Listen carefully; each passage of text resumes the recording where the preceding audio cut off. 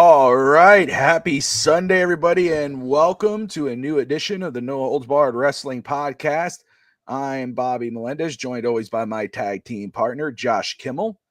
Josh, it's been a weekend, Thursday, Friday, Saturday. We usually do it on Saturdays, do our show on Saturdays, but had to push it because I was doing 8 hours of draft coverage yesterday, 6 hours on Friday, 5.5 hours on Thursday, but now I'm here ready to talk some wrestling because we have not recapped night 2 of WrestleMania. We haven't talked the Raw after WrestleMania or the SmackDown after WrestleMania. So we're here. But before we get into that, how are you? Man, I am doing phenomenal. I can only imagine how you're doing. I jumped on the stream, I think Friday night. I think I took over and annoyed a couple people, but it's okay. I'm sorry. I apologize. It's what I do best, though. So thanks for having me on that show. They did so much draft coverage, guys. I can't comprehend it. They knew everybody. When somebody got picked, they were spot on. Me, I'm just a fantasy guy. I don't know. I just know the players. Shador Sanders, though, man, That was a drop, dude. man. You let me? Can I go? Since this is a professional wrestling show, here's the storyline. He was such a heel going in to the draft. Nobody, right? He was a heel going in. So here's what the writers did, because I do believe the NFL is scripted. Here's what the writers did. All right, guys. Everyone wants an underdog. Everybody wants to come back. Everybody wants to. He proved him wrong. Let's write him into the 5th round. So when he is successful, people will root for him because they want him to succeed because we feel so bad for him now. 1,000%. If you were drafting fantasy players, if you were drafting Shador Sanders in the 1st round, still draft him in the 1st round because he still went to the same team we all thought he was going to go to in the begin with. So what's the difference? I think it's all scripted for his sympathy, his babyface rise. Interesting. I'll be honest with you. I did not have him as a 1st round prospect. Watching his film alone, I did not. I remember my brother got on me. A few people got on me. Wingate did not. Coach did not. Which was happy about when they watched the film, because I didn't care about all the outside stuff. That wasn't the point of that. The point of course, and you add all that in, that's probably, if I said he was a 3rd round grade, which I did, and he ends up going in the 5th round, I would say, okay, 3rd round grade based off what I saw in film makes a lot of sense. What counted off the field with him saying, I'm only going to practice or show up for these teams here. I'm only going to talk to these teams. And his dad's like, I just want to talk. I just want my son to go here. I don't want him to go to Cleveland. Add all that in, all that headache pushes him down into the 5th round. And so, yeah, the 5th round surprised me, because even if you have a 3rd round grade, then that's different, right? We've had guys where you look at a guy, you go, there's no way that dude's a 1st round pick or whatever. That's your opinion. Right. He goes in the 1st round based off value alone, based off being a quarterback, being whatever. But you look at the whole body of work, but also what you see on film. And I didn't see a 1st round quarterback. So it didn't surprise me that he fell out of the 1st round. 2nd round, okay. 3rd round, 4th round, what the hell? 5th round, damn. And he goes to a Browns team that has Deshaun Watson, which that dude should be gone anyway. Deshaun, Joe Flacco, Kenny Pickett, Dylan Gabriel out of Oregon, they drafted, and now Shador Sanders. Yep. He's following the same route tree. You say, hey, this could be that Tom Brady-esque type of story, right? That's the perfect storyline. However, to me, it's just following the same Johnny Manziel, Baker Mayfield storyline. Obviously, Baker Mayfield is kicking ass in Tampa, and he revived his career, right? What? Yeah. Right? Am I right? So you can't see my Baker jersey? No. No. Is there a Baker thing back there? Yeah, right here. Oh, okay. So, but you look at that formula. That's what I think it's more like. But anyway, that's it. Yeah. See, look, Tati's with you. She's like, there that's interesting. You got to get listen. It's going to sound horrible, but you got to get the female demographic. They love the up and comers. They love we feel bad for him. I fell into it. I was a huge Shador Sanders hater. Now I feel bad for him, and I want him. I felt bad for him. I wasn't hating. I was like, hey, look, that's a point, because we've had it before. What you watch, because Mel Kiper. I don't know if he had money on it. I don't know if he's that was embarrassing, but he obviously saw a 1st round pick. Yep. I didn't, But hey, you know, well, I know better. He said he knows better than the NFL. The NFL is horrible at evaluating quarterbacks. They're just terrible. He's the best. How many busts has he said were great picks? I mean, I was like, dude, just shut up. Speaking of people who think that they know what they're doing, but they don't, and they're ruining everything, The Rock. Circle back to professional wrestling. I love it. That was great. Yeah. So this moron, pretty much ruined the main event of WrestleMania. Let's get into that right away, because that is obviously the biggest thing, and it's the biggest talking point at this point in the professional wrestling world of how bad of a main event that was. And basically it was all because of The Rock and him going on Pat McAfee the next day, pretty much exposing the business, and just talking BS the entire single time, telling Pat McAfee straight up, I would have done things this way. I wish things could have been better. What do you see it now, Bobby? Do you see it now? Because the people that didn't see it a year ago are now seeing it. Are you one of these people who finally seen Dwayne's toxicity to the WWE? Yeah, man. No. So I'll say first off, just main event in general. Let's say John Cena versus Cody Rhodes. Okay. I'll just, in a sense, I enjoyed it. I enjoyed the match. I did. I thought, you know, it felt like it was slow on purpose. I like how he played the crowd. I like how every time Cody fought back, John just did it. You know, John first was like kind of slowing it down. Where you're absolutely 100,000% right with The Rock.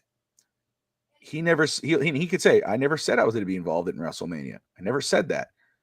No, but you knew it was hanging over our heads. You know, the fan base was saying it. You could have easily said, I'm not going to be there. I have nothing to do with this. And of course, you know, could they have hinted at that? Absolutely, right? John never brought him up. But why'd you show up?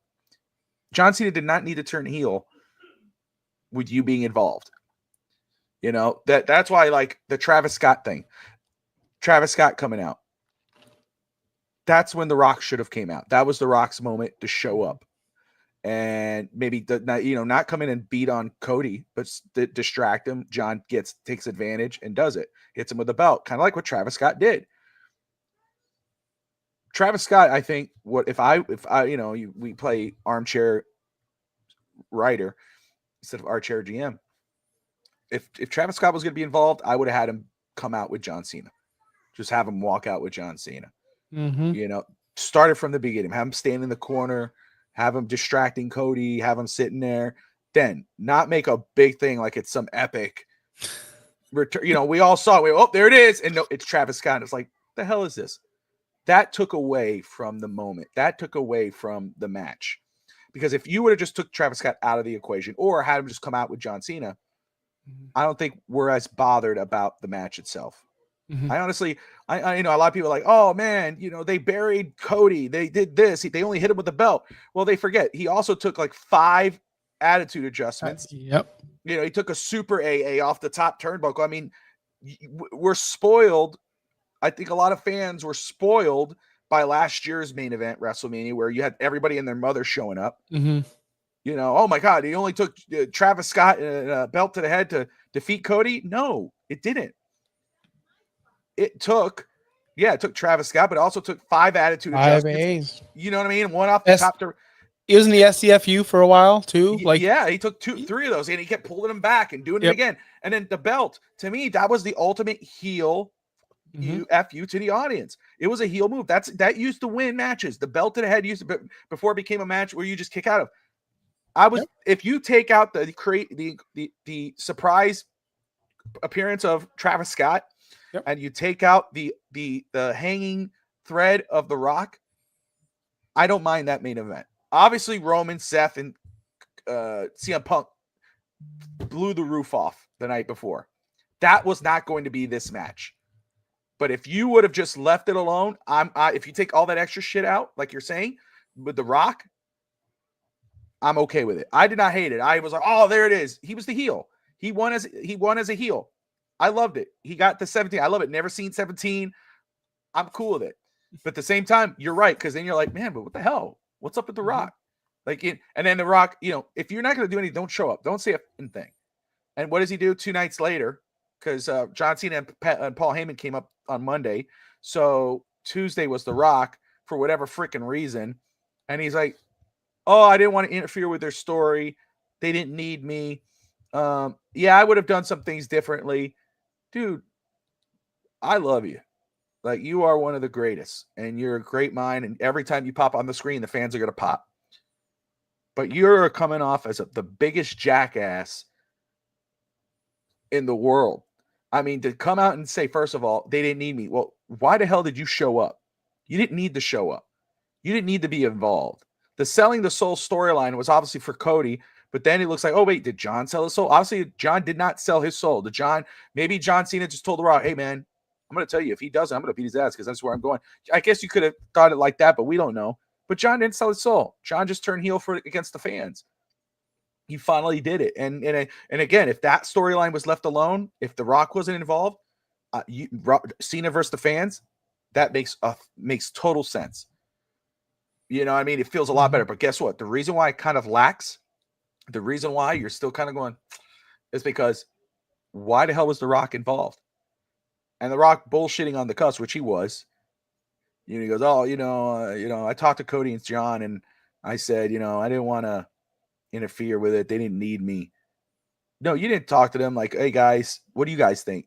You just said, hey, I can't do it. You were there for nothing. So it is what's Coach Vogel. Shout out to Coach Vogel, who killed it during draft week. And we already got, again, like I said, plans for next year. We're already going to start our work very early, but shout out to Coach, man. I appreciate him 1000%. He says it's a work, it's a storyline. But other than that, I don't hate the match, but I understand why one would feel like it was the worst, just because of it locked The Rock, who put himself in there but was not involved. Makes no sense. Everything in entertainment depends on the end of the story. When we bring up The Sopranos, it's but the end. What was that? When you talk about Seinfeld, well, the end. What was that? You talk about Game of Thrones. We don't talk about the greatness of the Red Wedding. We don't talk about the greatness of the Battle of the Bastards. We talk about the end. That's all that matters in storytelling. And when you do have a decent match, because John can't go. John can't do the full John thing. He's almost, I think he is 50. So you expected a slower match.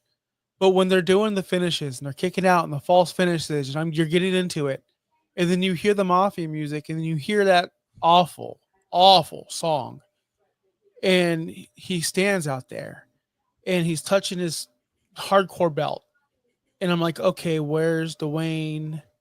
Okay, is John going to get new backup? That's another thing I thought. Ooh, who are these NXT guys who are going to get a chance?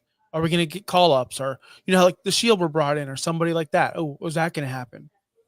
And then you're sitting there going, he's walking at the pace of a sloth, and he's killed all momentum in this match. Yep. And he's made this entire match about him.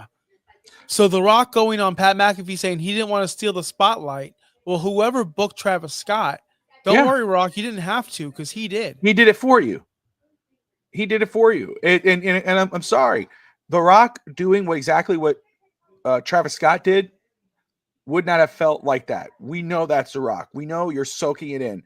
He's coming down. This is a big effing deal, watching him come down to the ring and taking it up, and then you're giving these guys time to breathe or whatever the hell. But seeing Travis Scott, there was really nothing to do with this other than smacking Cody. And he had nothing to do with that either. For whatever reason, he was there. But he's walking down, taking up all the time, like he's a big deal.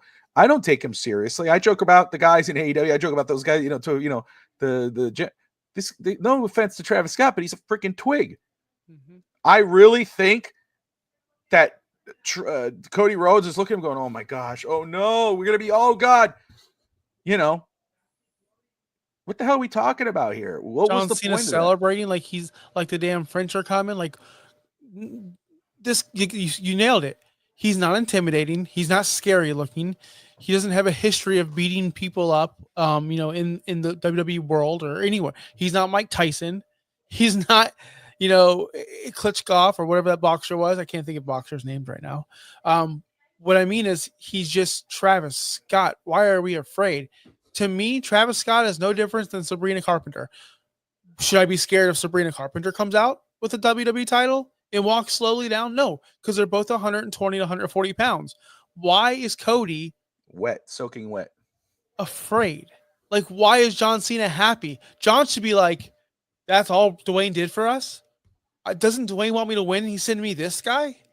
That's the way he should have been acting instead of like, yeah, what's up, dog? Yeah. Whatever. That's the end of the story. Cody loses 1, 2, 3. He hasn't shown up since. Maybe he showed up on SmackDown. Didn't watch SmackDown. But now we have John Cena versus the fans. And that's the main reason why it was disconnected, because we had The Rock telling this story of sell your soul. If you don't sell your soul, John Cena will. And then you have John's story, which is I hate the fans. So that's why I'm a bad guy. So we have two stories for the same person. That's what messed it up. If John would have turned heel with no Rock, he could have. I texted you, I hate this John Cena heel turn because he turned for one reason, and then the very next night, that's not the reason why he turned. Yeah. Well, he turned for the reason he turned. I mean, or the supposed reason you thought he turned because of the obvious things in play with Travis Scott and The Rock, and you're like, okay, he did this for The Rock. He ended up switching, but then the next day, there's no Rock. There's no mention of The Rock. It's you guys deserve this. You did this to me. I'm this way. And it's like, again, I can understand The Rock not being there, but you still using that. Like Dwayne gave me an opportunity. He finally got it through my head. He finally told me he proved to me what you guys are. Like you could have played into that. The Rock could have been involved without being involved. Mm-hmm. Hell, he didn't need to show up at WrestleMania. He could have still been involved. Oh crap! Wait, there's Travis Scott. Oh wait, look, there's some guys. There's some new Trilla Fatu. Whomever the hell, one of those random, family members showing up and they're helping John Cena. And John Cena, it would have made more sense. Man, Rock wasn't there, but his presence was. Problem was he wasn't there, but his presence wasn't either. Could have been Drew. Idea. Huh? Like think about that. Could have been Drew. Could have been Drew McIntyre. He washed his hands of Damian Priest. Yep. Now he's joining sides with the Rock's little group, and him and Cena can. We've seen this before. Again. I think that could have been. I mean, again, I think we did talk about it. I think it was because we had night one, then we did night two. Seth Rollins, right? I said, now they're doing Braun Breaker, Seth. They did that on Monday night, but I was like, what if it was Seth? What if Seth is a part of that group with Paul Heyman? Again, Rock does not need to be involved to be involved. You could just use his name, and it still would have been like, oh crap, man, The Rock got himself a crew. And yeah, Rock, whenever you show up, you're the boss, man. It's like, oh crap, man, he has some stooges, but it didn't go that way. And really, it's they could pretend, Triple H and whoever could pretend that, oh man, we had all this planned out. The Ray had the plan. Obviously The Rock, the John Cena's heel turn was planned, that John said Triple H pitched, but obviously that was planned. But The Rock being involved, or The Rock having this ultimatum was not. The Rock just said, okay, I'm here. What can I be used for? How about I do this? What? Somebody really needs to tell them, no, dude, we're good. Thanks. Yep. Just go out there and do the Steve Austin without running people over. Go out there and just tell us how many people are at the arena. 60,000, 120. Do that.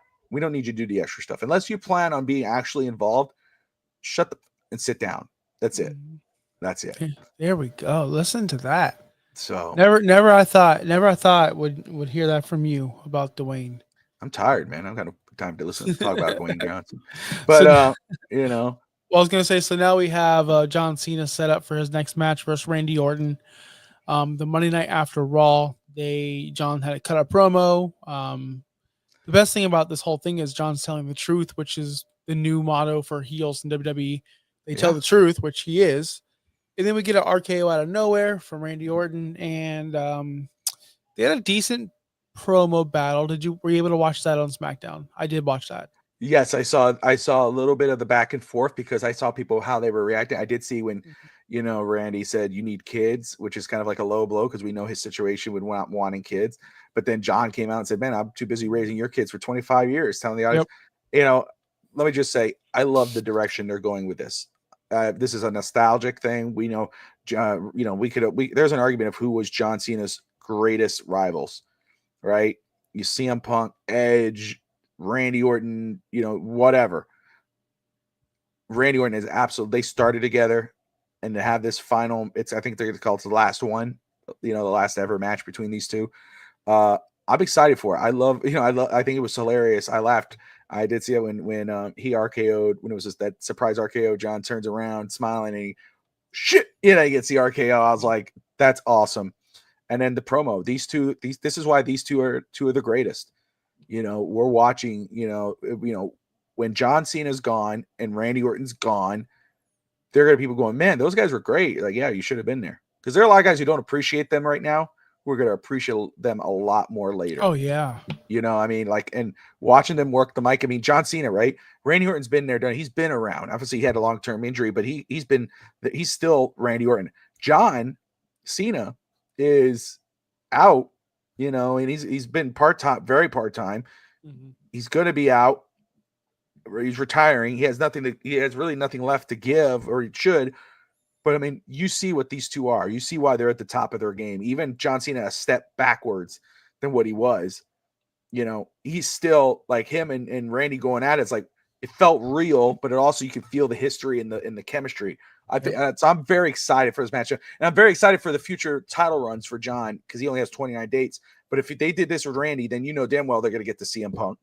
Damn well they're going to get to these other guys, and so I'm intrigued to see where they go from here. I hope they go month by month. I hope there's not. What I mean is, I hope they can tell stories monthly. So, okay, he beats Orton. Who's next? Let's say it's AJ Styles. Let's say it's CM Punk. I don't know. But I hope we get a bunch of people instead of a long story with Orton. I don't want to see this go 2 pay-per-views. No, absolutely not. No. Because he only has what he said. He had 27 dates or 29 dates. I don't know what he said. 27. But yeah, I'm with you. I think, yeah. One, he did 2 appearances where he do Backlash. And then now we move on to the next guy, do that show, then move on to the next guy, get those out of the way until that big pay-per-view, whenever he does drop it to whomever he drops it to, which might be Cody, right? Because that just, you make it up. Drops it to Cody, and now we have that final run for John Cena. Maybe he finally sees the light and then ends it on a high note as a good guy, But I'm with you. I don't want to see any kind of like, oh, part 2, part 3, part 4. No, we've seen that. That's why these two are, they're they have some of the greatest rivalry. They have one of the greatest rivalries in wrestling. They've done that already. They just need that one final match. Let them have it here, know. And so I'm down with that. What was it? Talking about Randy Orton, I have to ask you, what did you think of his WrestleMania match with Joe Hendry? Glad you asked, because I was going to go right to Joe Hendry. Sorry. Okay. Oh, you're good. No, you're good. So yes, I thought it was fun. When I heard the Joe Hendry music, I was already asleep. I watched WrestleMania Night 2 Monday morning. I did text you. I saw the time, but I texted you anyway. I was like, we'll get it tomorrow. You said you called it. I'm like, I didn't really call it. I said, what if? And that was a cool moment for him. Like you don't expect that. Think about this. Ray Phoenix and Joe Hendry were on WrestleMania this year. And Ray Phoenix was just signed 3 weeks ago. And Joe Hendry's not even on the roster. And there's people out there that have been wanting this moment for all of their life. And they've been working there. Think about the people that got shut out of WrestleMania. Gargano, Sami Zayn, so many. There's many of them. But it's cool because of the partnership. And people are like, well, he got beaten 4 or 5 minutes. So he was on WrestleMania versus Randy Orton. Yeah. That's the spot. So I was listening to the Wrestling Observer, and they were talking about Lance Storm is on that show sometimes, and he works for TNA. And he's like, dude, Joe was excited for that match. He didn't bury Joe at all. It's not going to hurt Joe at all. Joe Hendry got on WrestleMania, and he's mega over, and people knew who he was. That alone tells you how successful that was. The big thing. When everybody flipped out and started singing his song, that tells you, dude, you made it. And think about it. You're in TNA, and the world knows who you are, right? Because that's something you brought up, because we talked about Royal Rumble and everything. You're like, yeah, but will they know him? Will they know them? And they do. And that's huge for TNA. It put a spotlight on TNA, and it put a spotlight on, and I love what Joe Hendry said has post WrestleMania, because there were people, like you said, there were people like, man, they buried him. He's like, they didn't bury me. I wrestled WrestleMania with one of the greatest of all time. I was there with Randy Orton, He would have took the 2 RKOs. Who wouldn't? I'd do it in a heartbeat. Not with no one. He was on Tuesday night on NXT confronting Trick Williams and Obafemi. Yep. And he was mega over there as well. Like, this was perfect. I thought it was great. I'm hoping we do get to see that Cena Joe Hendry match like he wants. So that's why I was going to bring up Joe Hendry. He might be an opponent for John Cena, but John is very adamant about these are appearances, not matches. I wonder how they're going to work that in, because John in real life is probably like, I will wrestle anyone, but it has to make sense. It has to make sense. Yeah. So and that's my thing. So what is he going to do? Go on TNA television? That's going to count as an appearance. That takes away from the WWE audience, or does Joe Hendry show up on WWE television? He has to show up at least one time. And so one of these one-off pay-per-views, PLEs, John Cena versus Joe Hendry, try to do that. But, so that takes away from a thing. I don't think it's a PLE match. I think it's probably a SmackDown match, non-title match. I think that's what it'll be. But do you think they're going to waste John Cena, an appearance from John Cena on a match, John Cena match? That's a special. Like, I get it. Yeah. I would say a Saturday night main event. I think a Saturday night main event possibly. AAA World, like a World's. I don't know. I don't know. Either way, it's intriguing. But I agree. Yes. I think Joe Hendry, it has to be one of those guys, because he's talked about it in the past, and John Cena has hinted at it. Like, hey, get enough people to give a damn about it, and maybe I'll show up. And maybe that one-off appearance with Randy Orton was enough for John Cena to go, okay, we could do something. Yep. What's up, Cap? Great to see you in here, my brother. Thank you so much for tuning in, as always. For everyone tuning in right now, watching No Holds Barred Wrestling Podcast with myself and Josh Kimmel. So recapping WrestleMania and post WrestleMania. Yes, sir. What I was gonna do was fast forward from WrestleMania Night 2, because to me there was nothing else. I mean, the Braun Breaker, Dominic Mysterio, let's just say very quick. Dominic Mysterio, very excited for him, man. Awesome win. He had a babyface reaction, even though he's still a heel. But that just tells you how the fans appreciate the work he's done. It shows you how good he was great in that match. It was a great match. It was a fun match to watch. I really did enjoy it. And then you thought, like, oh crap, here comes Finn Balor's gonna win, which is Finn Balor. That's cool, right? But then here comes Dominic, and it was great. I was excited for him. Shout out to the triple threat to start night 2. Mm-hmm. Rhea Ripley, Io Sky, and Bianca. And Io Sky winning was the right decision. They killed it. Maybe one of the greatest matches in WrestleMania history. And they stole the show very early on. So shout out to that. But I'm sorry I interrupt you. I just want to get those out of the way. I'm glad you got those out, because I'm tired of talking about those two. And I understand this is probably your first time being able to talk about it on the network.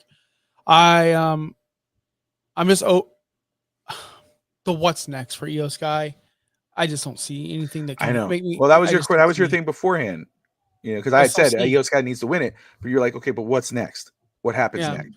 Now she just says this the whole time, and like, what? I like it when she does that. By the way, it's very cool. But it's like, what? That's all she's got. Like, what? She's cool. She's good. She's a great wrestler, but she's not Bianca. She's not Rhea. But we'll see what they do with that situation. But I do have to talk about. We need to talk about the alliance between Paul Heyman, Seth Rollins, and Braun Breaker. Now, everybody in the world since Braun Breaker has made the main roster said, Heyman, Braun, that's money. I think I was the only person in the IWC that was against it, because I don't think Braun needs Heyman. Hold on. Not against it, like, oh, this is gonna be terrible, but like you said IWC, and it just made me giggle. Yeah, I know. That's why I did it. I'm trying to summon DSG, the president. Yeah. But I do think that this is good because of Seth. I think if it was just Braun and Paul Heyman, we've seen it. Monster, kill everybody. Paul Heyman's behind it. This adds the wrinkle. It's the Joker with Braun Breaker. Now we have, if you want to talk about Batman characters, Bane in Braun Breaker, the Joker as in Seth Rollins, and the Penguin as in Paul Heyman. This is a perfect matchup. Now we just need to find Mr. Freeze or something like that. But I think there's another member coming, Bobby. I don't think Braun Breaker is the only member. I think there's going to be one more person joining this group. And I think it's going to be someone young, someone like in a Randy Orton style, because people are already comparing this to somewhat of an evolution. I've seen it. Evolution 2.0. Yeah. So if you get someone like that, a younger up and coming heel that maybe they want to get over, I have a suggestion. I don't know if it's going to mesh well with everyone, but And I already have a suggestion who Cap I says want to see. Fatu. He already has history with killing Heyman. I don't know All how right, that would so work. who would it be? First of all, I love Fatu winning the U.S. Championship. They put up a killer match too. I really like that match with LA Knight and Jacob Fatu. But I'm sorry. So who's the suggestion? Kaiser.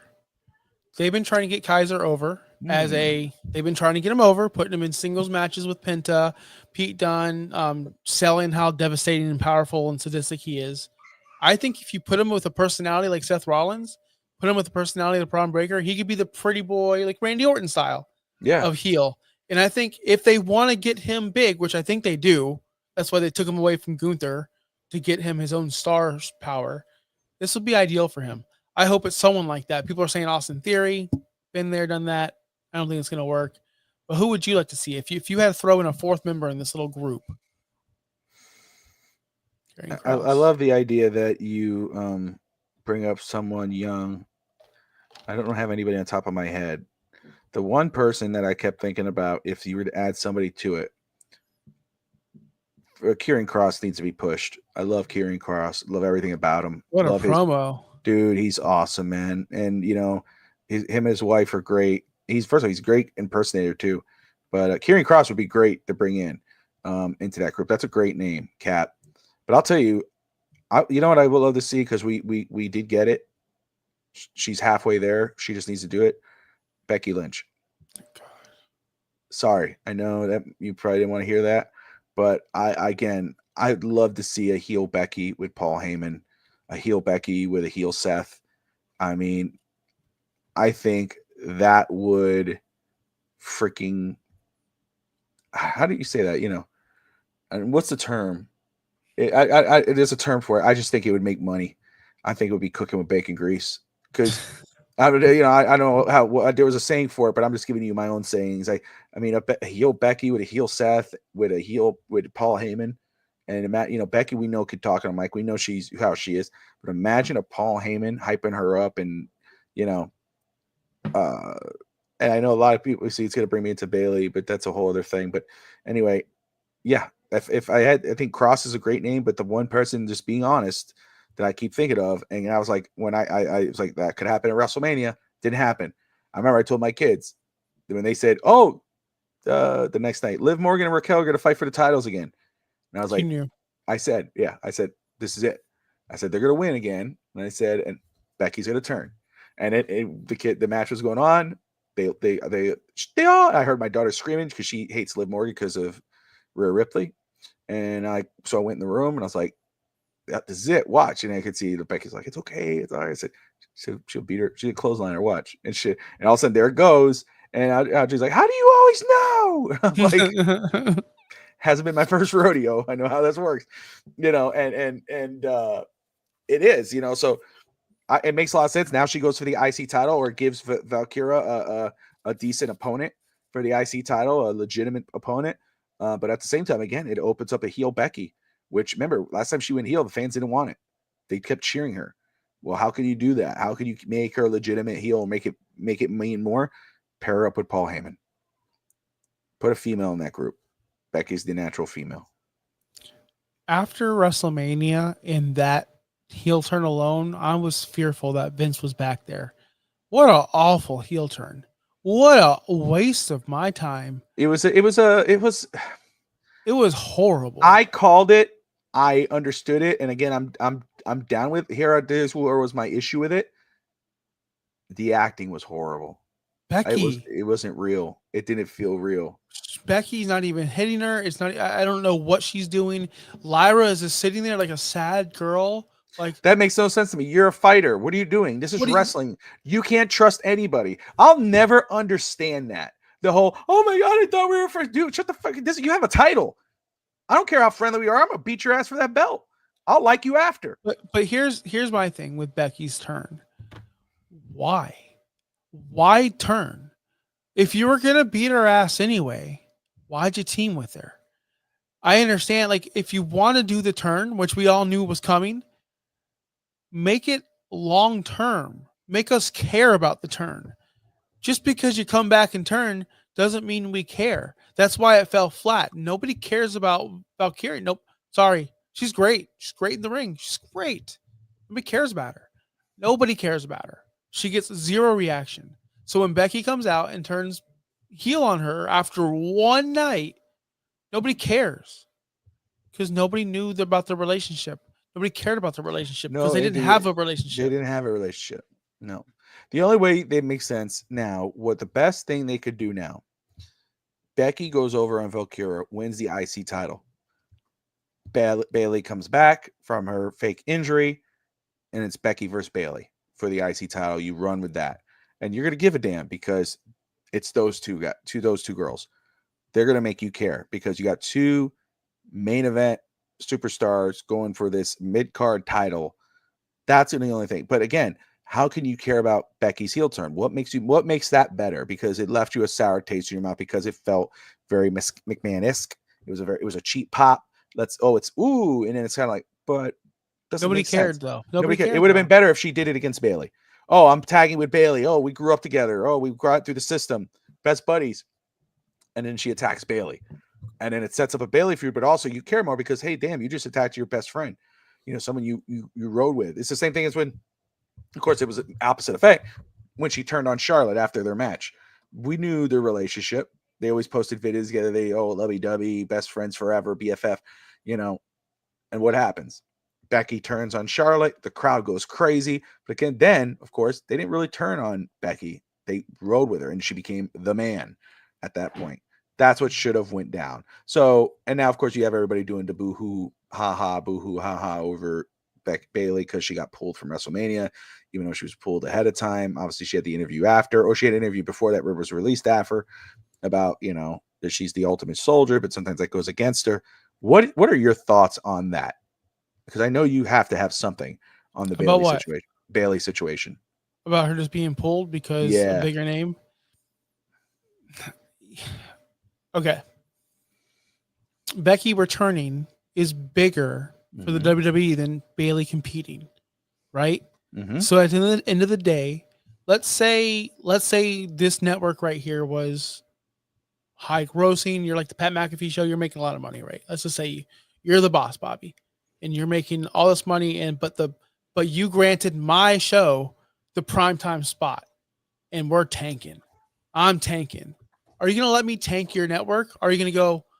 And I'm not saying Bailey's tanking the network, but I'm saying we're just doing average numbers, not doing great. But the show over here on the not so great, we know we're going to get them in there and we're going to boost our ratings up. You got to make business decisions, man. I understand it. I'm with you. I'm glad you said that. I'm glad because, the quote unquote IWC, boo hoo. Oh, Bailey, she never should have been pulled. Guys, this is entertainment. This is a job. What happened? I don't know. Like, I said something bad about, I said best for business, and all of a sudden, like, coming to get me. Hell literally froze over. No, but I'm with you. I thought the same thing, and I love Bailey, and I think she and they have not done they've done her a disservice, her character. They need to reinvent her character. The kids are going to care again. The fans are going to care again because she is a legend. She is great. We know, she's part of the 4 horsewomen, those 4 that came up together. Everyone gives a damn about them, but she is in the bottom of that group. She admitted it in that interview. She's like, Charlotte and Becky are here. I'm right here. And good for her, like to realize that. And I feel bad for her in that sense. It's like, damn, dude, like you're not bad. You're great. We know how great you've had killer matches with Sasha Banks, Mercedes Moné. Mercedes Moné is there. Even though Mercedes Moné is another place, she's here. Bailey's kind of seen like she's kind of on that end, So to me, it's like, oh my gosh, just because the WWE could push her to that main event role, no one's gonna watch that. We could be because nobody really gives a shit. If you really care, or if Bailey really wants that, she's gonna have to make people want it. She's gonna have to reinvent her character for people to give a damn about her. It's the same thing with the fans. Fans, if you really do care, then demand more.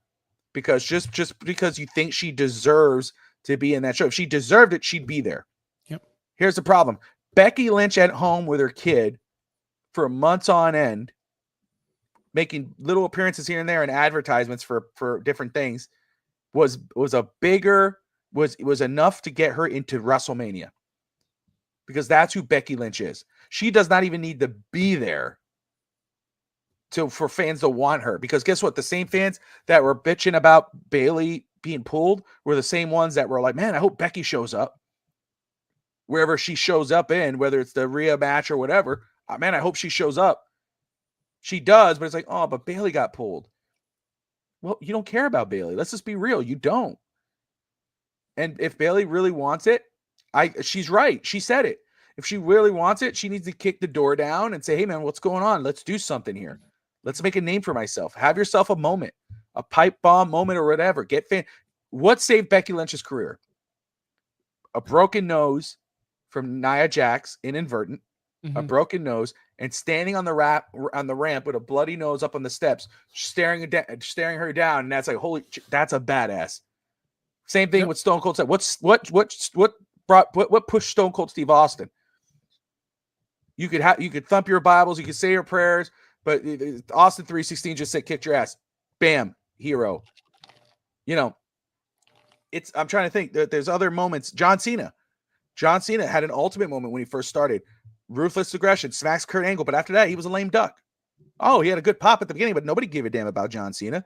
What saved him? Doctor of Thugonomics. Mm-hmm. Bayley is a student of the game. Bayley is damn good. And as Cap says, he feels maybe she's already had her moment. But the problem is, there's plenty of people who, quote unquote, had their moment that turn around and had a special moment that blew them out of the water. She could still do that, but she hasn't done it. And that's why she's pulled. So the people who are like, oh, boo-hoo, boo-hoo, she's still getting paid. Guys, this is entertainment. This is not a charity case. If she really wants it, she can do something. If you really want it, call out for her when she shows up, when she's not showing up. Bayley, like you do with Daniel Bryan or whomever back in the day. So there is a spot or a situation where you could have had both, but the easier thing would be Bayley got hurt. I would have just rather Bayley not even be involved. Yeah. And just say Lyra has a mystery opponent or a mystery tag team partner. That would have been so much better because nobody would have complained about Bayley being off the show. You're right. Well, somebody would have complained. It's like, oh, Bayley deserves to be there. No, whatever. But I got you. I agree with you. Should have been one. Let me ask you this because I saw that there. And Cap, I appreciate you in the comments, my man. The women's division, we've talked about this. And it is rich. It is rich with talent. And it shows that, hey, you know what? Between the feud between Jade Cargill and terrible match. Terrible match. But the spot, it was a spot, it was a cluster. Yeah. But what was I gonna say? That match there, right? The feud build up to that showed you, hey, they could do that. The triple threat for night 2 showed you that it could matter. They could put up 5-star matches. The women's division does have so much talent. I recently saw, though, someone's contract in AEW is coming up. I don't know if you saw that. Mariah May. Yep. And she had maybe the feud of the year as well. It was right there with Toni Storm. I have to ask you, because you are, you know them better than I do. But I know what she can do. But Mariah May, would you be down to see her in WWE? And how would you make that work, man? She would be so over in WWE. She works. She's super pretty, first off, and she works like she's not. She works like she's a beast. She's a great wrestler, great worker. Where do you put her? She's main roster talent. She's ready to go. But the problem is, there's a reason. Okay, when you have a starting rotation in baseball, let's say the Atlanta Braves with the Maddox and all those guys, right? When your fourth pitcher is still good enough to be your ace on the Rays or the Marlins, it doesn't mean that they're bad people just because they're the fourth pitcher. Bayley, just because you're labeled as fourth doesn't mean you're bad. You're a freaking Hall of Famer. You just happen to have all these other women. That's what's going on right now. Rhea, Bianca, all the women in Bakir. We saw her on Raw have a banger with Io Sky. Then you had the Roxanne Perez. There's too much talent, Bobby. They don't know what to do with them, and I wouldn't know what to do with them either because there's just too much. But here's the problem. We all can bang the table. We want more women's wrestling. But when these women come out and you guys are crickets, yep, that's why they don't get more time. Preach, 1000%. Right on. And that's why that was my point on Bayley. If you really give a damn when she comes out or whatever, give her the noise. The same treatment you give for Jey Uso, give it to her. If you really care, don't go on the internet and type angry from your mom's basement. Oh, boo-hoo. No, dude, show the hell up and show out. Triple H has already said he don't give a what you guys are saying on the internet. But if you're in the crowd, he said that. Oh, everybody's complaining online about Jey Uso winning the title, but every time we go to arena or Cody Rhodes or whatever, you go to arena, the crowd's going crazy. We talked about, right? Goldberg. Goldberg's a perfect example. How many people on the IWC, which is a wrestling company, in my opinion, they should just do it. I think I'm going to do it. I'm going to book IWC Wrestling Company. And anyway, the IWC, led by Josh Kimmel, hating on online. Oh, Bill Goldberg sucks. But as soon as they're at the arena at Bridgestone, and you hear that boom, I'm saying Bridgestone Nashville. That's when I was there, and you hear the boom, boom, and everyone, oh, the crowd go, and the entire arena. And don't tell me out of the thousands of people there, half of them weren't bitching online about Goldberg. They're all screaming Goldberg when he comes out. But the guy that they were saying he should have more time, he should be on TV more, boo-hoo, he shows up in the dark match. The guy they love that they saw at the gym 3 years ago, at the high school gym, that they're like, that dude's going to be a superstar. They just need to give him a chance. He comes out and wrestles a dark match. They're going to go get sodas. They're not screaming his name. They're not doing anything. So how do you expect that kid to grow? Bunch of hypocrites. Yeah. The hell are you guys talking about? Yeah. I'm with you, though. I would love to see Mariah May and even Toni Storm. But Mariah May, if she's available and you could go get her, what she was able to do last year, but you got to let her do what she did in AEW. Let her be that vicious, what she did. Give her that reign. And, again, Rhea could do that with her. Vakir, Chelsea Green. I don't think people realize that, which she lost her belt, which I was kind of a little. She lost her belt? She lost. On SmackDown? She lost it. I didn't see this. You didn't know who she. Oh, crap. Who she lose her title to? What? How do you kill that gimmick right away? Oh, God. Who the hell is it? I can't believe I'm forgetting this. My brain is so fried from the draft.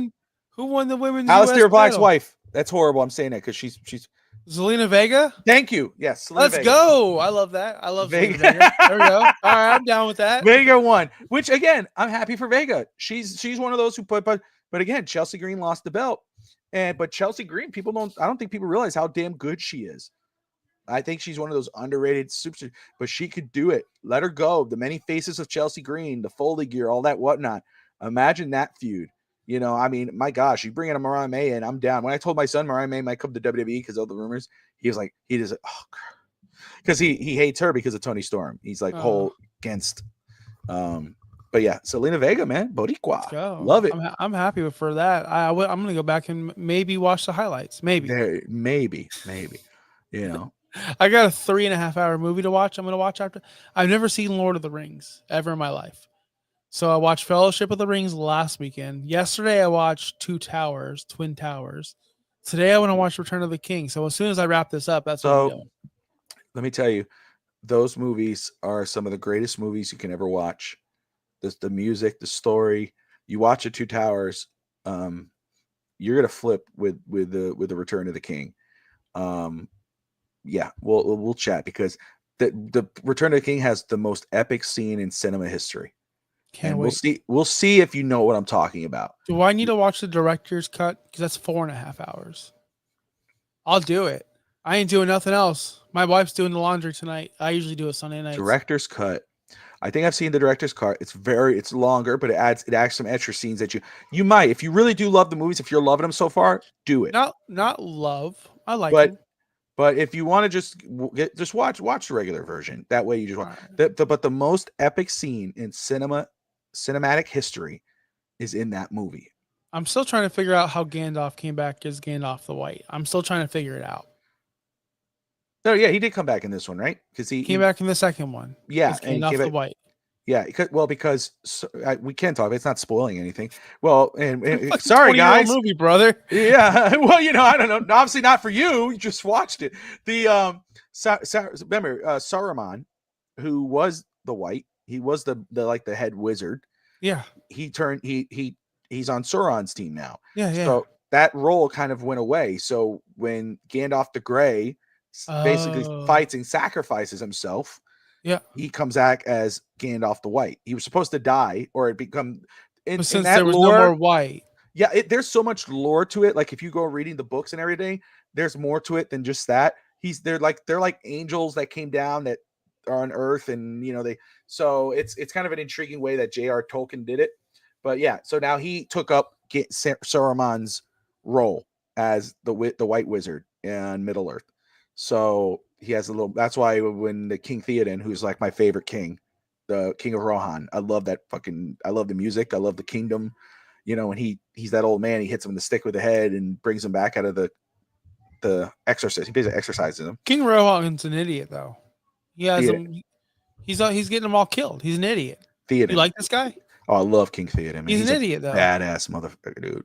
But why is he everyone killed? He's getting everyone killed. How? What does he do? He's not listening to anything anyone says. He's like, we gotta march over to Waterweld or whatever it's called. And it's like, first of all, it's called Helm's Deep. First of all, let's be respectful. It's called Helm's Deep. Okay, they had to make the move because how are they going to defend themselves in that wooden camp that they lived in? So they go. But they should have known Snake Man is going to tell this white guy here, this guy, this all this stuff. Well, you have to make the journey. What are you going to do? Just let's stay in our little wooden encampment and let's get killed off. No, they had to make the trip. But Gandalf said, like, if you guys go, you'll die. Bad things will happen. Listen to Gandalf. Well, did they die in the end or did they live? A lot. I don't know. I'm not there. Did they die? No, but a lot of them did. Well, yeah.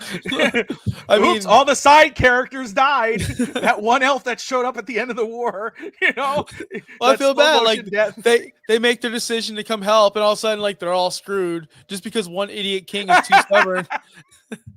That's our next podcast. Come to help. That's our next podcast. Just going over different movies. Josh and I obviously don't agree on most anything. They're talking about a new AEW Wizard. Yeah. Lord of the Rings.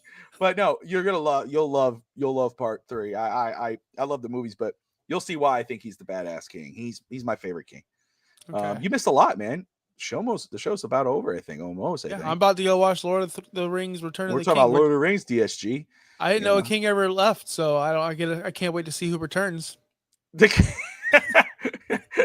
What king left? Which one did it? So awesome. So I just want to say, I don't know if you watch Clerks 2.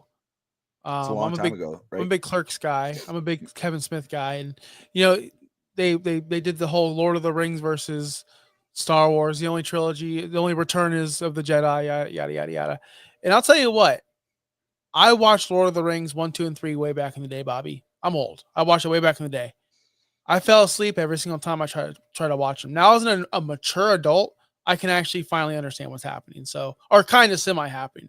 So that's what we're talking about, DSG, Lord of the Rings. Well, apparently you don't understand because you don't know who the king is that's returning, right? Who is it? Who is the king that's returning? Argon? There you go. Wait, what's his name? Aragon, but he's there. He's not returning. He's there. He's already there. Okay, you're going to get it. You'll understand it. Because remember, he's the son of. They keep saying it through the whole. Yeah, he's the son of this guy. Yeah, he's supposed to. He's the heir to Gondor.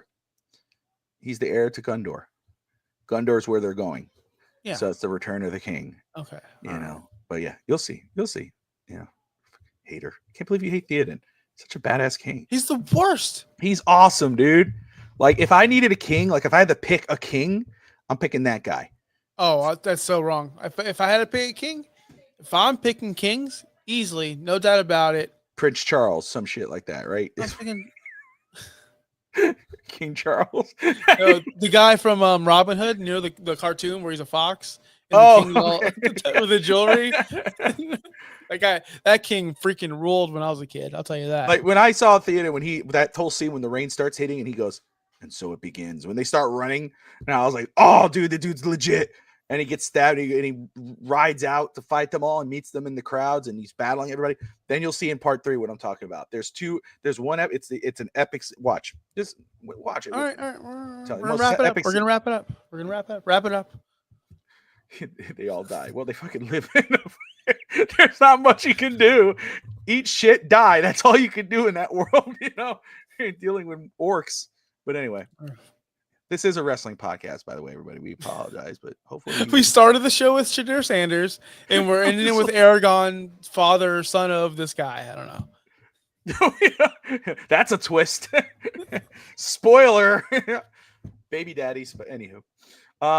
So hopefully once I get some actual rest, next week episode will be on time, be on the actual day, and we'll have a little more to talk about.